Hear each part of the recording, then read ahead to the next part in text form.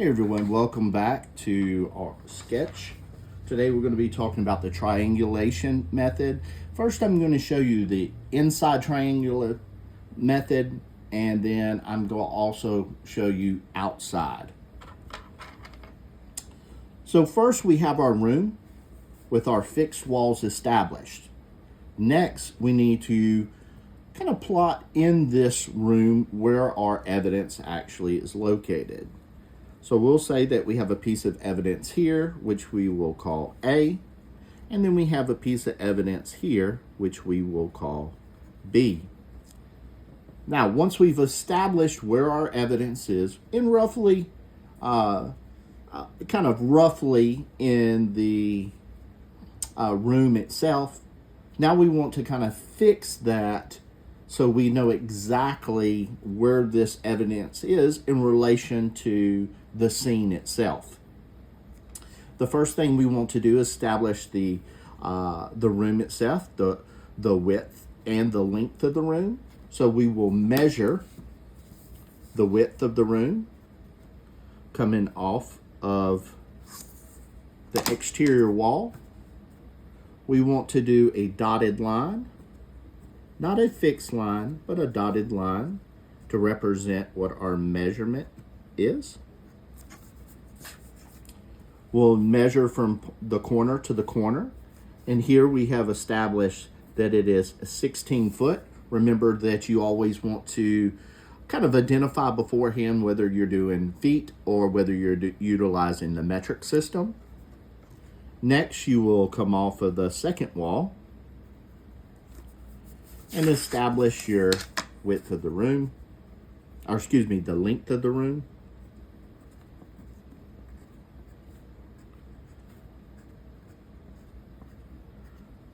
Make sure to always utilize a pencil when you're doing your rough draft. Here we have 18 foot. Once this has been established, we want to locate where A is. So here we'll come from the one corner of the room, and we'll say from this point to this point that we are 7 feet 8 inches, and then we'll measure from this point to this point.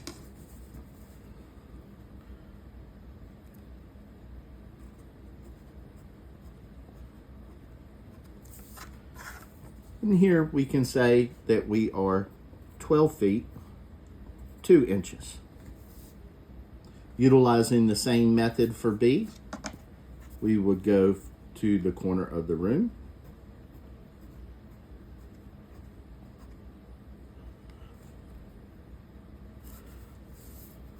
establish that from here to the corner of the room is actually,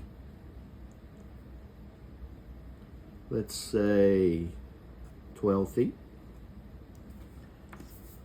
And from this point to the corner of the room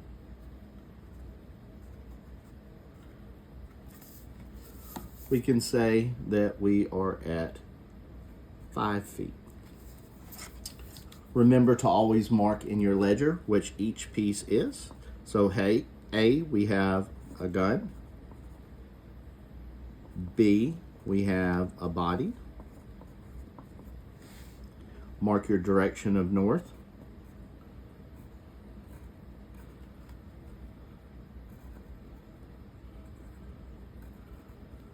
And you also want to make sure who actually completed this drawing.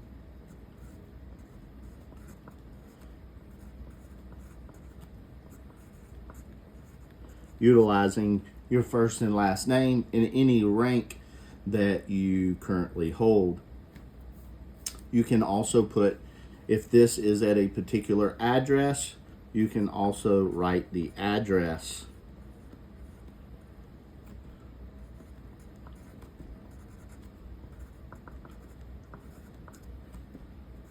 at the bottom. All right, next we're going to move to an outside scene.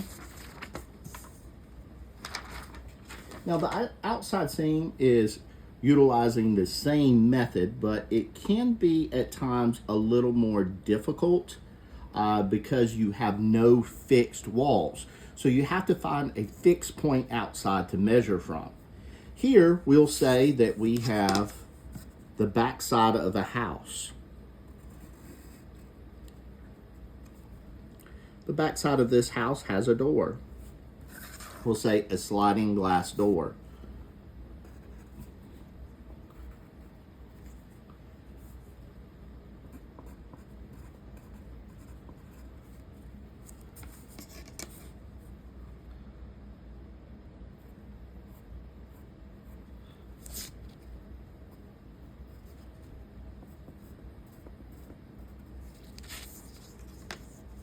Next, this house actually has a fence in the backyard.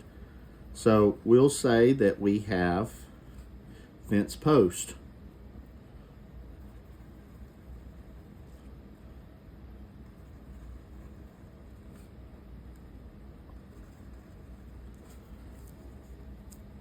Now, this consists of the yard. The fence does not go all the way around, so we don't have a square to actually kind of triangulate off of.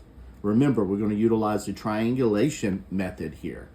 So how do we do this? Well, once we've established this, what our scene roughly looks like, we need to plot our evidence in relation to the scene. So let's say that we have a piece of evidence here, and then we have a piece of evidence here.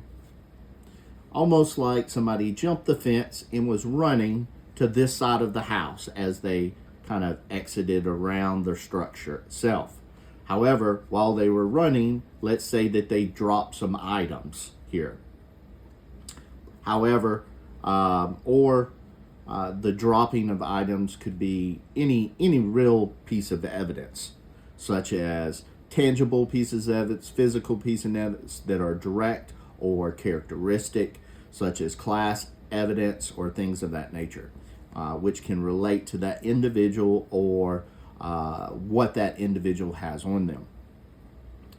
So here in this scene, what we will do is measure from this fence post to that piece of evidence and establish that we are at 7 feet 8 inches. Then we'll go from here to the corner of the wall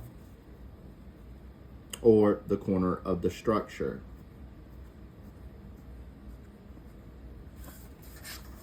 And we'll say that we are at 12 feet 2 inches. Now we have to know what's the distance from here to here also. So here we can come up and go from there to there.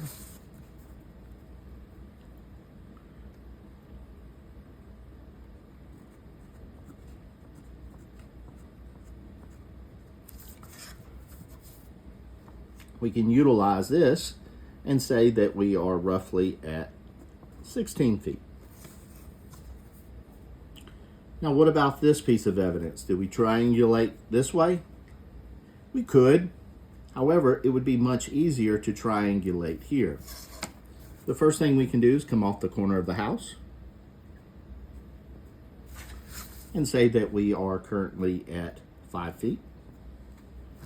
And then we can come off from the door jamb right here at the house as our fixed point.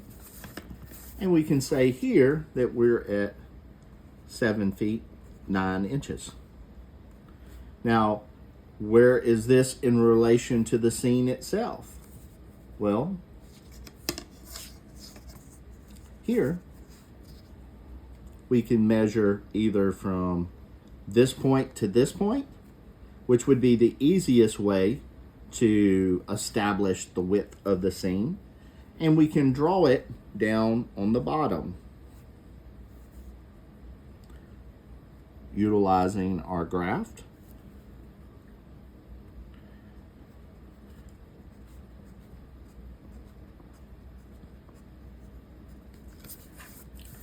And we could say that this is a total of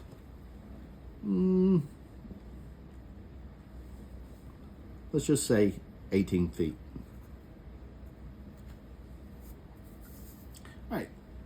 We also want to establish what the pieces of evidence are. So here's A, here's B.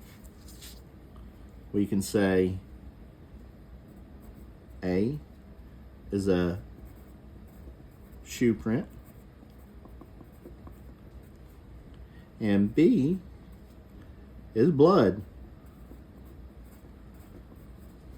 Pretty good pieces of evidence there. Now, once we've established that, we want to also establish our direction of north. We can establish who actually completed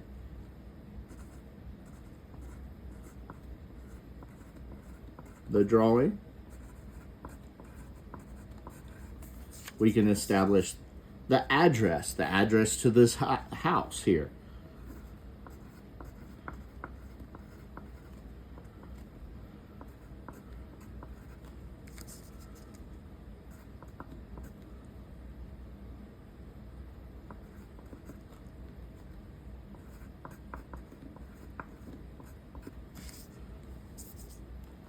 So once we have that established, then we are complete with our rough draft. We then can take this and draw it again, actually in pen.